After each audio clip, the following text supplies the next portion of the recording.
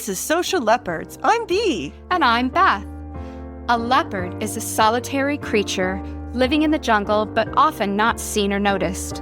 Are you a solitary creature trying to navigate the social jungle? This show explores loneliness and the many ways forward. Welcome to Social Leopards.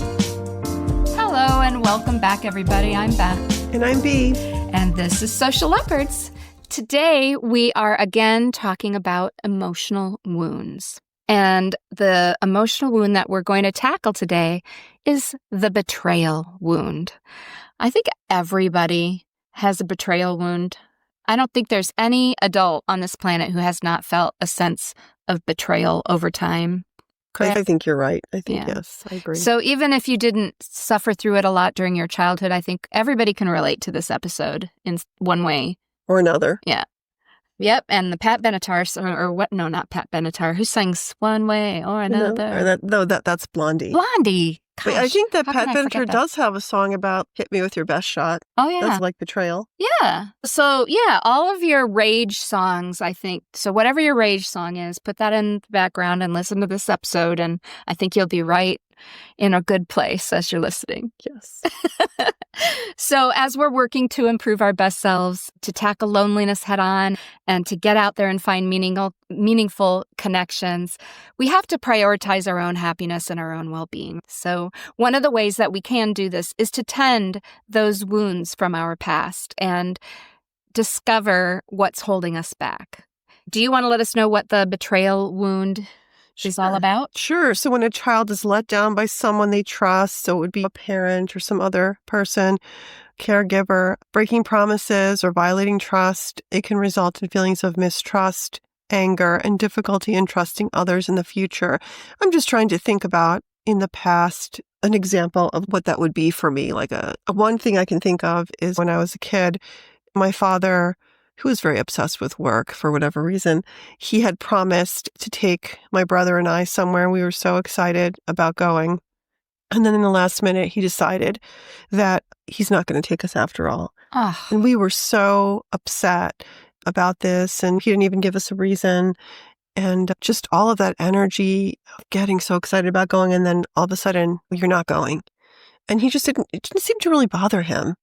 He just would change his mind like this all the time. Sometimes he'd say, you could stay at your friend's house till 10 or 11. And at 9 o'clock, he'd show up, look, now I'm ready to go. Oh. So there were a lot of those. And although they're not huge, there's still little betrayals.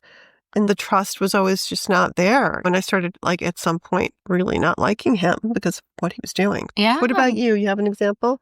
Oh, man. I think it wasn't so much caregiver mistrust, or I do believe that more as an adolescent, I started getting wise to all these moves that we were making, because anybody who's listened long-term knows that I moved around a lot as a kid. And so when I hit it was probably the summer before my fifth grade, we moved within the state of Illinois. Mm-hmm. We moved from this little... No, wait a minute. No, that was from Kentucky to Illinois. See, I have to even remember. We were in Kentucky, and I had this really good friend, and I was really bonded to her. And so that was the first time I felt a little betrayed by my parents, because I thought we were going to just live there forever. Because I don't think I had a lot of physical conscious memory of the previous moves, because that was a pretty long stay. That was like almost 4 years that we stayed in Kentucky. You were how old when you first got there? So it was second, third, fourth, and fifth grade. So this would have been the summer before the sixth grade year. Yeah, okay. That's usually have to remember is what grade I left. Well, I think that the reason you remember that's a very significant time for changing, for hormonal things, brain development, is that 11 and 12 time span between 11 and 12. So I think that makes sense that you would remember that too. Yeah.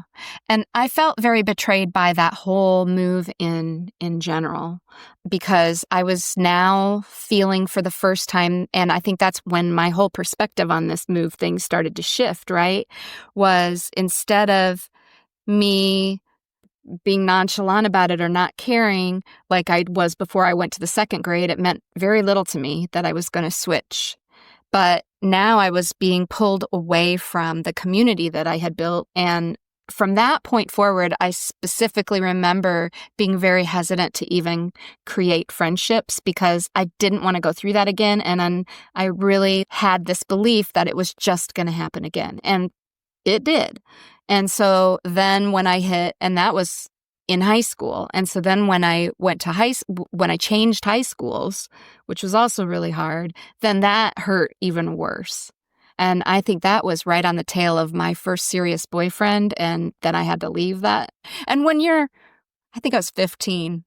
And I think when you're that age and you have your first serious relationship, that's true love. You think that's forever for love. sure, Like you've got yes. the babies and Yeah. you've got everything all figured out. We're going to have 3 babies together and we're going to live together and this is real. And nobody can tell us that we're not old enough to call this true love and all of the things. It was puppy love at the end of the day, but Still very painful, though. yes. And so then when I went to that summer, I did a lot of soul searching because I knew I didn't want to feel the way that I felt those previous several years. I wanted to feel better. And so that's when I just shifted gears again. So I kept reinventing the way that I perceived it. And I did have the freedom to do that. So the betrayal wound itself, it shaped me in a weird way, differently than maybe having the same parental behavior like over and over again repetitively over time. At least with my dad, there was this time in between where we had a really good relationship. He wasn't always letting me down. He wasn't always showing that he was not trustable. It's just these major life decisions that I didn't understand in that time frame of my life. Not being able to process those was really hard. But I do like your coping strategy, which was very intuitive, that you were reinventing the different things or maybe having a different ending of how they should end or trying different techniques to adapt to the changes that you had to face. Yeah. So a lot of people wouldn't really have been that resilient, so they did something right. Yeah, I continued to do the things that I loved. I have always loved to sing. That's always been a thing for me. And I had just started playing around in kind of the drama theater realm. And so I made that conscious decision when I changed high schools. That was the first thing I was going to do. And that was going to be my place, was I was going to go do drama and music. And that was going to be it for me, so that I had some sort of a ready-made community. I know my youngest son joined marching band. That was his family for all of high school. And I loved that for him. And they were all very supportive. And it was like this ready-made group of kids who were all very accepting of one another. And you don't see that in all walks of life or all high schools or all groups even. Yeah. And so that was really nice for him. Yeah, and my daughter did something similar with debate, and she was on the debate team for 6 years, from 7th till 12th. And I will tell you, because of the fact I experienced divorce and I was a single parent, for her, that was like a family. She never had a family she could always trust, and has made some amazing, long-lasting relationships because of that. Yes. Yep. And I know another one that really gets a lot of people. I didn't experience it because my parents didn't divorce until I was an adult. But when there is a divorce in a person's childhood, that can be devastatingly difficult. And there is a sense of betrayal, no matter how good a parent you are, no matter how supportive you are. That is a change that you cannot take. It's going to alter your being. Yes. And the whole grief process that goes with that. Absolutely. Yeah. And there is obviously so much guilt there towards if you have children, you feel so guilty that you let them down, and you have to talk to them and make sure that they understand that it's not them, which I know for little kids it's difficult to not believe that they're not the reason. Yes. Yes. It even makes it more difficult. Let's talk about the ways that a betrayal wound manifests itself as an adult. How can we recognize that we have a betrayal wound? Can you think of a? So we talked about the trust issues. There's also the hypervigilance part of it. So you're going to be overly cautious, suspicious. You're always going to be on the lookout for signs of another potential betrayal.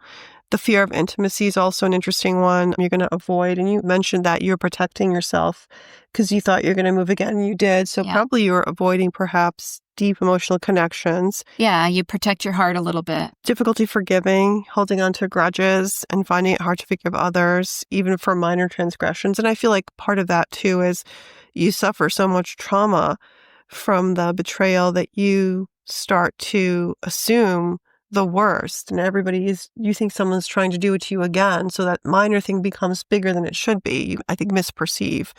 Emotional instability is another one. Experiencing mood swings, anxiety, or depression because if you're reminded of the betrayal, right? Self-doubt, you're questioning your judgment, decision-making abilities, especially in relationships, anger and resentment.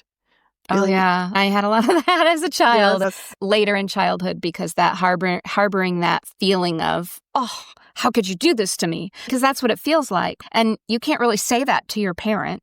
Maybe some kids can, but it's probably hard when you're a kid to be that angry because you feel bad about it, or you're going to be afraid of their reaction. But when you're in your room and you're sad, those types of things do come up. And then that kind of continues sometimes into your adulthood. You don't know, you may not be consciously aware of what the trigger is, but that harboring of resentment, I think, is a big relationship pitfall. Yes. When that happens. Yes. Yeah. And a killer. Yes. Especially early on. If you start being super, and along with what you said earlier, mood swings, emotional instability, popping off for little to no reason, and the other person in your life just doesn't even understand why, that can be really unsettling. I won't say upsetting, but it's unsettling as you're trying to grow relationships as an adult.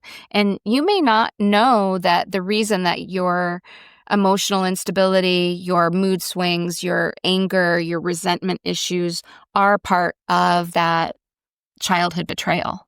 That's true too. Yes. Yeah, because it would be hard to connect all that unless you're incredibly self-aware at the age of 6 or 7 or 8. Yeah. There's a few more. Did you want to talk about those? Sure. Oh, the one that I already talked about is avoidance of commitment. Yep. Yeah. And that is not wanting to get too close, always keeping that distance because you're protecting your heart and you don't want to get let down. I think that's pretty normal and it's pretty understandable. Definitely. When you have a hurt heart, but that's how it shows itself, right? And then I think right alongside of that, the other thing is that you might be overly guarded about all of it, being unable to be vulnerable with somebody. And other people, even though it might not be said out loud, I think other people see that you have a wall at some point, or perceive that there's not that openness. Right. And then that lack of vulnerability really also impacts the way that you build relationships or fail to build them. Yeah, I think that's pretty clear. You can really tell the people, we come across people that you can immediately tell if they're overly guarded. Yeah. By how deeply they get involved in a conversation, or if they switch a topic quickly and they keep it very superficial. And then the last way that it tends to show itself is probably the ugliest way, and that's projecting.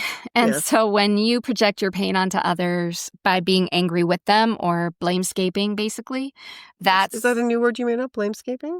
Nah, that's a word. It's not a real word, but it's a word I've heard a lot around. Okay, you can't... Don't blamescape me. I won't.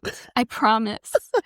But placing blame in the other person's court when that's not deserved is always a bad move. And you have to be careful that if you find yourself doing that, there's probably an underlying reason that you might want to just try to do some self-discovery on, because there are a lot of emotional wounds, people. We're not even covering all of them this season, but it's a lot, and it's hard to process all on your very own. Yes, it is. And it's hard to even know how many you have until you start really thinking about it, thinking about why you're getting triggered, or yes. And there's a kind of an unofficial therapy out there called shadow work, and I think that's part of this emotional wound tending, where you deep dive into the pain from your past and try to work through it. And, it's just one of many different options available out there for working through these things so that you don't have to work through them alone. But right. There are also a couple of really good books about this out there. So. There are many. If you go on Amazon, I think there's a whole list. And you can always read the 5-star or the reviews, if they're 5-star, 4-star, what people say about them. And I think that's a great resource. Yeah, maybe before the show airs, I'll go out and see if there's one that social media is proclaiming to be helpful. We have collectively a really good network of people who might have some good recommendations. That's true. Yeah. Check out the show notes, and I'll try to have a good book recommendation about emotional wounds in general, not just specifically the betrayal wound, but we'll see where we can go. Yeah, yes. Absolutely. So, overcoming a betrayal wound requires a lot of time, right? Like we talked about. Right. You have to practice self-compassion. That's just a given. And you have to be intentional about the way that you put forth effort to figure out where your head is, where your heart is, what the triggers are, what the root cause is, and how to move forward. So, as you think about how you might help yourself on a healing journey, here are some general ideas, definitely not the full list, but just, Somewhere to start. yeah, somewhere to start to get your thoughts together and feel a little bit more ready to address the betrayal wound. Okay. So the first one is to acknowledge, of course, and to process those emotions, which is basically what I just talked about. Right. It is important to recognize and validate feelings of hurt and anger and disappointment. Allow yourself to feel them. Don't suppress them. I think that's the first key to healing, when is that suppression of the emotion is always the thing that is the hardest to feel first, right? Yeah, because we're taught in our society not to really express significant emotions. We're taught to have self-control and that it's not healthy and take a deep breath, which I think those are great strategies, but I still think you're right. I think you still need to let it out so you can just let it go. Yes, absolutely. What's another one? Seeking support. We talked about a little bit about that. Talking to friends, family, maybe getting a therapist. We talked about books.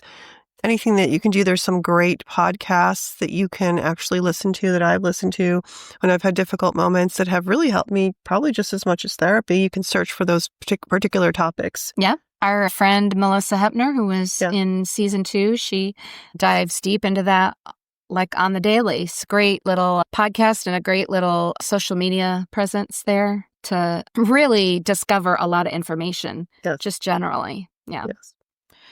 So how about setting boundaries? So I think boundary setting, it's a hard thing to do. I think that I didn't know how to set a boundary in my 30s. I wasn't aware that was allowed. That's true. If you're in a family where you have no boundaries or limited boundaries, or in your situation when you're traveling, right? So you don't really know what's happening. You start not realizing them. And then if you don't know you have to have boundaries, learning to have boundaries is a pretty hard thing to do. Yeah. I was good at following other people's boundaries, but I didn't realize I could set them for myself. And so after I divorced, I did seek some therapy. And that was one of the first things that therapist suggested was maybe a couple of healthy boundaries so that people aren't always crossing your line. And that came from me wanting to be a people pleaser because that's my core nature. And same. Exactly. And sometimes to my own detriment, right? Yeah. Because if I'm not getting the things that I need, then I can't really be good for other people. Yes, I hear that as a buzzword all the time, setting healthy boundaries. And it's very different for each person. It is. So you have to think to yourself what makes sense. Like prioritizing yourself probably is the first thing to do each day. And then from there, you can think about what else you need to do, because I think that's the thing that we don't do. You start, like we talk about being a people pleaser, you start doing everything for everyone. And by the end of the day, you've done nothing for yourself. So I think that's the first place to start with that. Yeah. And I think and this is an oldie but a goodie, but the I statement really helps when you're trying to set a boundary. When you say these things to me, I feel this way. And then I'm unable to keep listening. I turn my ears off. And so you're saying, okay, this is a two-way street, because when you accuse somebody of doing something wrong, you can't accuse them in the way that you're telling them you're doing this wrong. You have to stop doing this. Nobody listens to that. But if you start by saying, hey, when this happens to me, then I feel this way and this is how I react, and that doesn't help us get anywhere back to a good place. So if You could, if I could hear that message, see, I already started going back to you. You got to keep it all in the I. If I could hear this message a little bit more gently and a little bit more softly, or if we could talk about this while the emotions are not high. Correct. I need to circle back on this after a few hours passes so that I can be more objective in the way that I take in whatever criticism you're going to throw at me, and I'm still not going to appreciate. But yes, but you're right. When you're very emotional, you misperceive a lot. Yes. And then things, you might say things that you would never say if you're less emotional. Also things you might regret saying. So we want to stop that because you can't take it back. Off the rails. You can take it back, but it's never going to be the same. So before things go off the rails and before things get too escalated and all of a sudden you're in this shouting match, which is thankfully I haven't done in many years, but you're in this just back and forth with someone that you actually have feelings for, it's best to just take that step back and say, hey, I'm not emotionally regulated right now, so can I get a break? My husband is really great about saying to me, do you really want to fight with me? And that usually stops me. No, that wasn't the original intent. Most of the time, probably not. And he's extremely patient and extremely forgiving. That's good. Yes. So it's hard to have a fight with him. What do we have next? So reflecting and learning. I think you talked a little bit about taking the time and reflecting on the betrayal and consider what you learned from the experience and how it can guide your future decisions. Like when you were talking about reframing when you were moving and figuring out how you're going to deal with it. So that kind of thing. I think you talked about that. Practicing forgiveness. That's the one we always say is the hardest. It is the hardest. And remember, you're not forgiving the other person. You're not forgiving the action. Yes. You're just forgiving that it happened and allowing yourself the opportunity to move on. Right. Not so much that you're going to forget and you're going to not set a boundary in exchange for whatever needed to be forgiven. But the forgiveness is to free yourself. It is not to give the other person absolution. And that's a very good point that you make, because that's what I think people get confused with. And many times they'll say, I'm going to forgive this person who transgressed. Yeah, No, it's not a free pass. No, it's not a free pass. No, you have to forgive yourself for, like you said, carrying the burden, but you cannot necessarily forgive the person for something that they did to you. It's a way to find peace and it's a way to move on. But so forgiveness in the way that it helps you. Correct. Yes. Another one is, of course, and we've talked about this early and often, is self-care. Yeah. So engaging in self-care is a good way to take a breath and to nurture yourself, either physically or emotionally or spiritually, to get your mental well-being in check and allow yourself the opportunity to do that reflection and to think more objectively about the situation.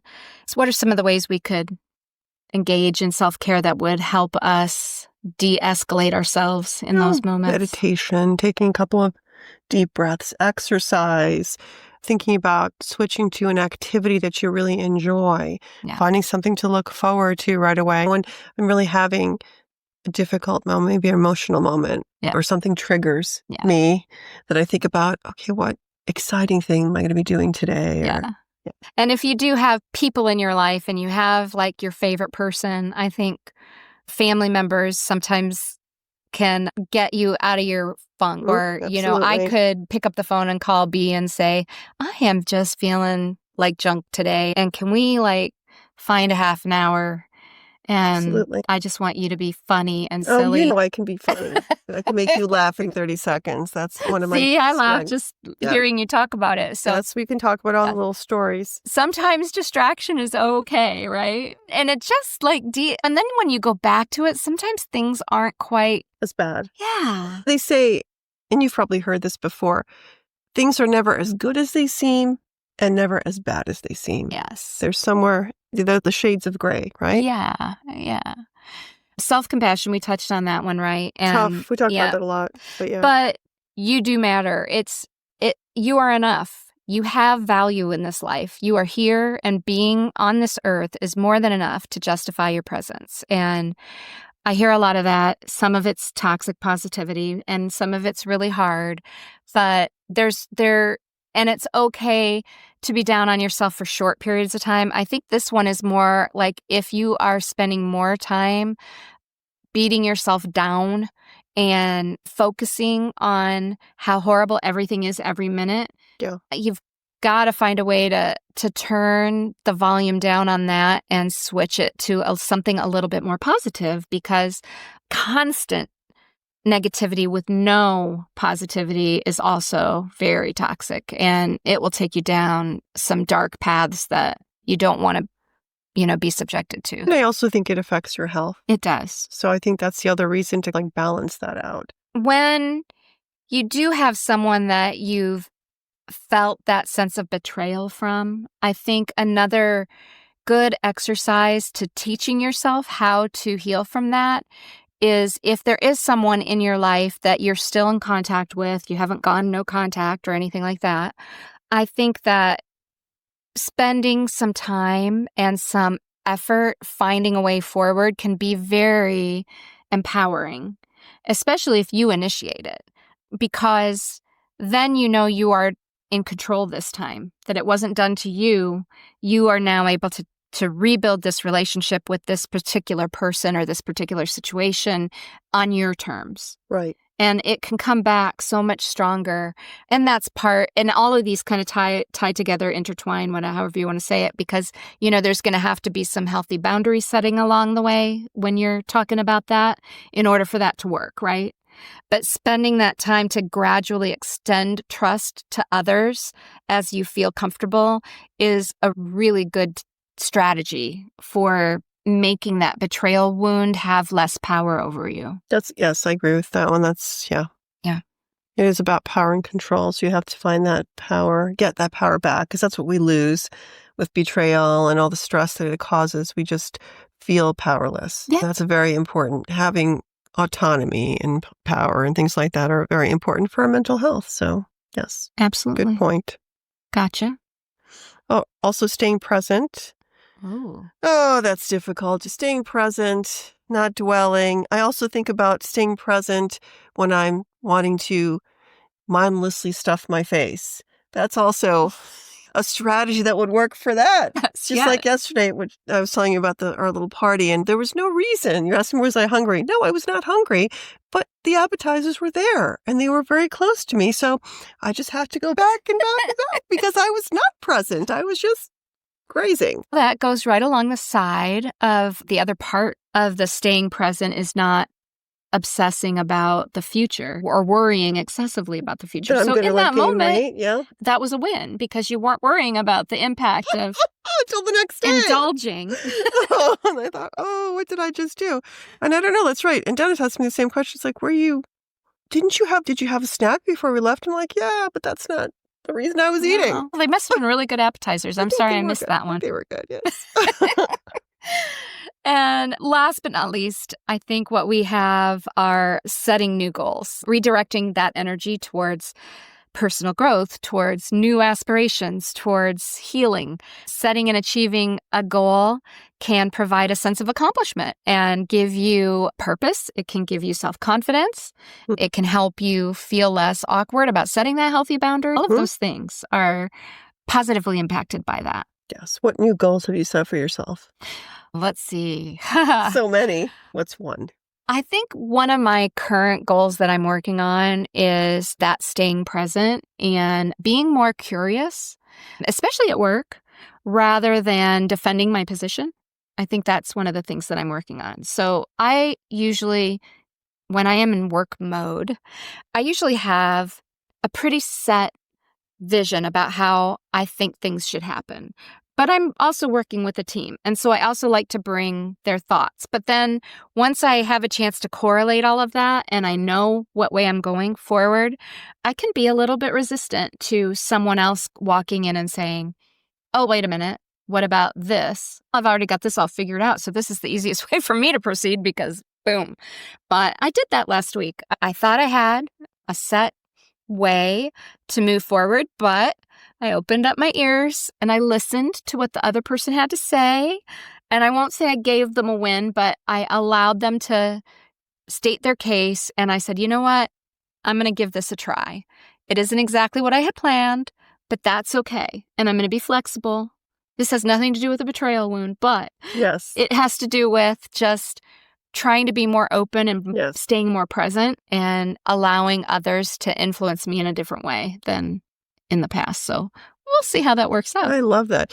Have you been reading, is the curiosity thing, was that from the James Clear quotes, or is that something you just came up with on yourself? Because that was one of the quotes that I had recently read about being more curious. Instead of reacting or shutting yourself down, to become more open, you have to be approaching people and situations with more curiosity. Like you're going to learn something. I think I don't know. I think it just keeps appearing in my life. I want to say that one of our recent guests said that, and it reminded me of the James Clear quote, which reminded me of something else. And then at work, somebody said something about, stay curious. So maybe this has just been a new kind of trend, curiosity. And then we keep hearing it, because I think I've heard it too. But I know I read about it because every Thursday he sends me quotes, and I'm creating this list of quotes for myself. So when I'm going nuts, I can just read, To me, the word resonates with me as something kinder and gentler than pushing back or yes. Okay, that's a good point. Asking questions in a debate type of mode, and curious is less defensive my head. It is. It's like, what made you decide to do that at this moment? Given all the other choices. So instead of saying that, you say, can you explain more to me about what brought you to this decision so that I can understand it? And then they're happy to share their wisdom with you. Even if you think it's ridiculous in the moment, at least then maybe you can see their perspective a little bit. Yes, that's a great. But that's the thought going through your head is what were you thinking? Or why are you bringing this up now after I already figured this all out? Yes. Or I'm not going to say any of those things out loud, but those are definitely things that immediately pop into my head. So basically you're saying is suppress the urge to say that and think about the other response, but keep thinking about it in the head, but don't actually say it. Yes. Choose a curiosity question instead of that comeback. Yes. That's what I'll call it, is a comeback. That's great. Yes. Anyway, that's where I landed on that. So, of course, a betrayal wound is feeling unsafe and feeling like you cannot trust someone. So, obviously, in order to heal from that, you need to be able to trust, you need to be able to feel safe. And so, some final thoughts about how to feel more safe are the last little bit that we wanted to share with you today, so that it can potentially lead to establishing more trust within the relationship. Oh boy, I can't talk. Relationships. Or realizing that certain relationships you shouldn't be in. Yes, because if you cannot feel safe, they are not worth pursuing. Correct. Yes. So the first one is to be more direct. Addressing a breach of trust or a broken promise. If your friend takes issue or pushes back and they're not curious at all about your perspective, right? That's disrespectful, wouldn't you say? Yes. And so if they're not respecting your feelings when you bring it up, that kind of negates that ability to feel safe. I think, though, you have to be strong and be brave and address the breach or that feeling of betrayal that you felt. And that can take some time. Yes. But that is the fastest and most direct path towards feeling more secure and safe in a relationship. What's another one? So when conflict arises, it's a good idea to figure out if it's effectively processed and resolved. And if it's not, I think that betrayal is going to be triggered. Yes, absolutely. And so just being aware, I think, is 90% of it. Yes. And then it's just the courage to say something about it. So especially if it's somebody that you're really wanting to maintain this relationship with, you've got to get past that. Yes, that's true. That's right. The courage. Again, and it does take courage, and you also have to weigh whether it makes sense to continue a particular relationship. Yeah. Because it's a lot of energy to put into just clearing the air. Is it worth it? So I think you have to also weigh the... And there's no right or wrong answer. You can continue or you can break it off. You can do so many things in between. Yes. You can distance yourself for a while you figure it out. Yeah. You can There are so many strategies, and only you know what for you. We can't advise you what to do. These are just thoughts for you to consider. So would you consider taking someone behind in the backyard and beating them up? Is that a strategy? Yeah, that's not one of the strategies. I did that when I was younger in school. Yeah. That's how we. You were a bully? That's how we handled those things back in the day. There were no cameras, so no, that's not good. Okay. I'm glad I didn't know you back when. But it was always it was always justified. The person deserved the punishment. So I was just like, I don't think violence is ever the answer. I was like a humanitarian because I was helping out. I hope you're kidding. I know you're kidding. All right. Hopefully we haven't triggered anybody with that little story. Have you and your friend had adequate quality time together that allows you to understand each other's mindsets? I think that is a misconception that kind of happens along the way, is you have one good interaction with somebody and you think, oh, great friend material. And then time passes and other things happen. And then all of a sudden your perspective starts to shift. Right. You go to their house and you see some very disturbing things in their house. And then you realize, I'm not sure that I can be friends with them again. And you are in. I won't say what those things are because somebody might judge me for that. But you know what I'm talking about. Yes, I do. But when you learn that somebody who you initially had like a spark or a connection with, you can find that over time, it doesn't work out. Sometimes opposites attract, and sometimes people with different interests, different perspectives on or worldviews, it can be very good. It can be. Yes, sometimes not so good. If you're super political, that's probably if you're super Republican and the person that's a super Democrat, that's just not going to work. So here's the thing. That's an interesting point that you just brought up, because I was having this conversation yesterday, and I do have some friends that are very polar opposites. They're extremely Democratic and some Republican, whatever. And I think it's very unfortunate if you can't be open-minded and understand that person has that position based on their reality and their perspective, not because they're trying to offend you. And I think that's a tough one. But I feel that because I grew up in a very kind of diverse family growing up and grew up in New York City, I had so many friends from so many different perspectives, religious, political, that I got to the point where you were talking about being curious. That was pretty much what we did. Like, how did you grow up? Like, why do you feel that way? What happened? And so then you get people to they get disarmed and they're not like, oh my God, you voted for it. No. I just want everyone to be able to be themselves. Yes.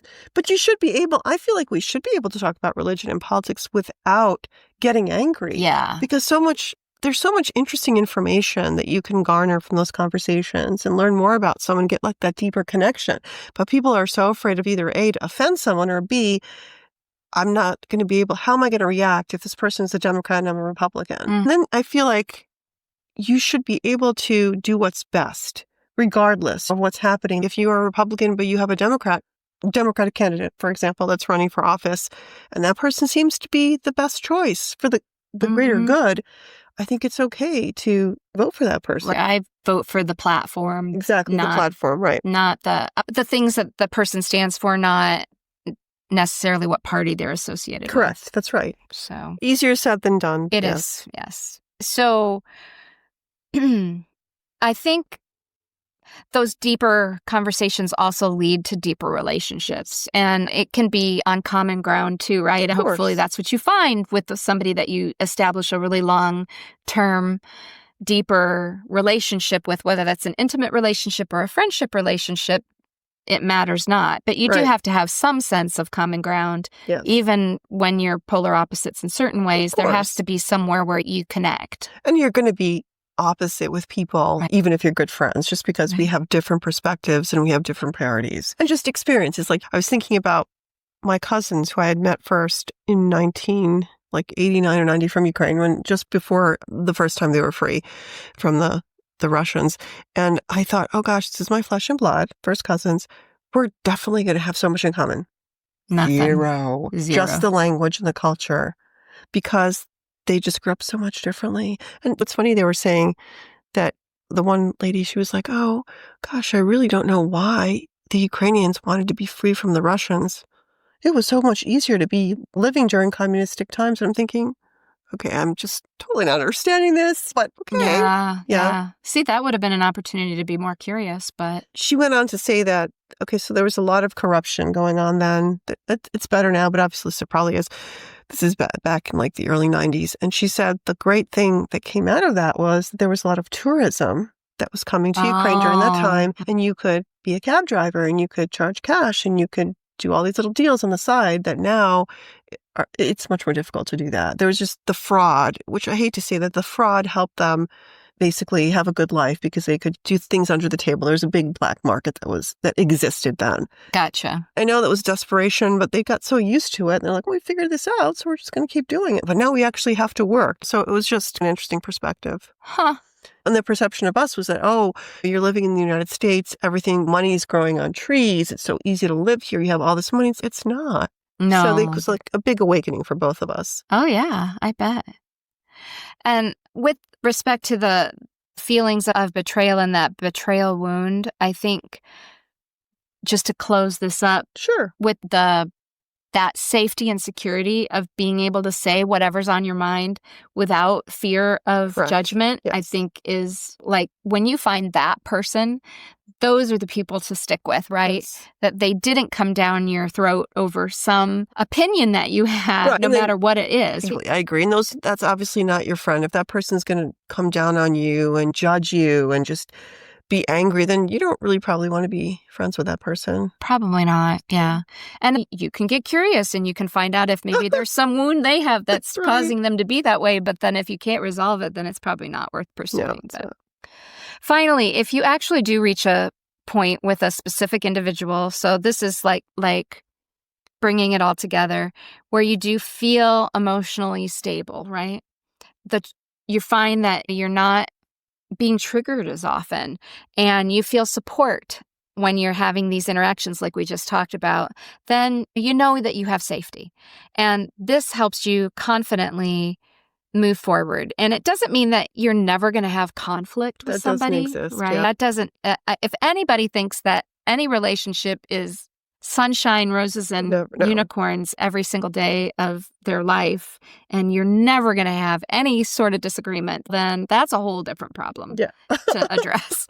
But because everyone's going to disagree at one point or another. It's just going to happen. But the percentage of good interactions should always outweigh the percentage of not so great times. Yeah, I got pretty strongly. Yes. Even if it's 60-40, I'm still on the fence right there. If 70% of the time you're having a really good time and then you're able to work through that 30%, then that's pretty strong and pretty good stats. I think it's good. I think that relationship-wise. should be for most, or even 80-20, 90-10. It's realistic. We're like 90-10. We're right? 90-10, but where are you with your husband? Like 50-50, 80-20? I'm kidding. I think I'm still 90-10 with him too. I don't know. I think most of the time I am too. Depends on the day. Yeah, some days it's 50-50, but most days it's 90-10. That's great to say. Yes. We hope that this conversation has sparked your interest in And entertained you a little bit. Yeah, around the edges. Yeah. Yes. You were on a roll today, weren't you? But sparked your interest in seeing what you can do to help your betrayal wound become less of a strong voice in your life. And I think that wraps us up for today. Yeah. Have a great week, everybody. See you soon. Hey, Social Leopards. Don't slink back into the jungle quite yet. We have 2 important messages to share. First, remember to like this episode, drop us a comment, and if you haven't done it yet, follow this show or subscribe to our YouTube channel. You can reach us on social media. You can also email share@socialleopards.com to contact us privately.